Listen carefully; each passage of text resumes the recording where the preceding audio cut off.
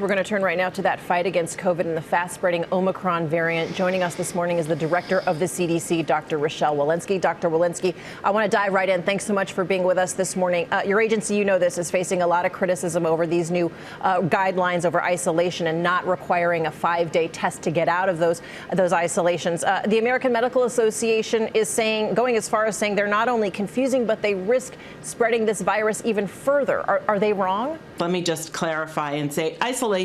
We talk about isolation in the context of people who've had a positive test, who know that they are infected. And we have now dozens of studies referenced on the CDC website that have demonstrated that you are most infectious in the 1 to 2 days before your symptoms and the 2 to 3 days after your symptoms. So by 5 days after your symptoms, the vast majority of your contagiousness is really behind you. And what we say at day 5 then is, are your symptoms gone? Are you feeling better? Is your cough gone? Sore throat gone? And if so, then it is safe to go out if you are wearing a mask all the time. And that means not going out to restaurants, not going out to gyms, not going in visiting grandma, but really conscientiously wearing your mask for those last 5 days.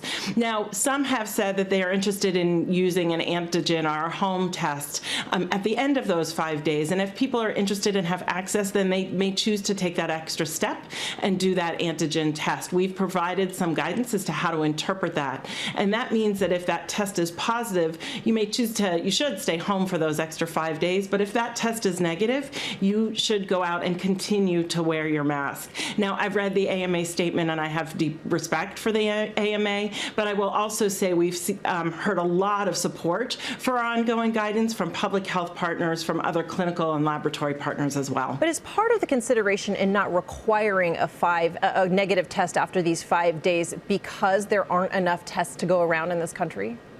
You know, we make these recommendations in the context of science, in the context of ongoing epidemiology, in the context of what is feasible in collaboration with our public health and local and state public health partners.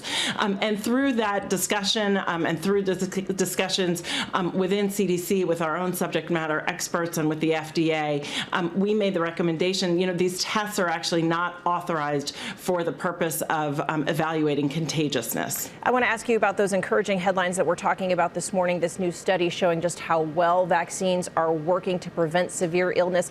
Given that, is it time to start rethinking how we're living with this virus, that it's potentially here to stay? You know, really important study, if I may just summarize it, a study of 1.2 million people who were vaccinated between December and October and demonstrated that severe disease occurred in about 0.015% of the people who received their primary series, and death in 0.003% of those people.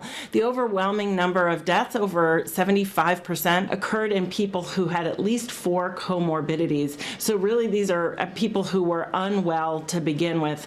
And yes, really encouraging news in the context of Omicron. This means not only just to get your primary series, but to get your booster series. And yes, we're really encouraged by these results. Dr. Walensky, thanks so much for your time this morning.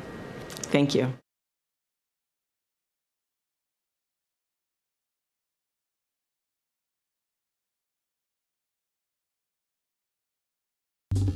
Well, hey there, GMA fans. Robin Roberts here. Thanks for checking out our YouTube channel. Lots of great stuff here. So go on, click the subscribe button right over here to get more of awesome videos and content from GMA every day, anytime. We thank you for watching, and we'll see you in the morning on GMA.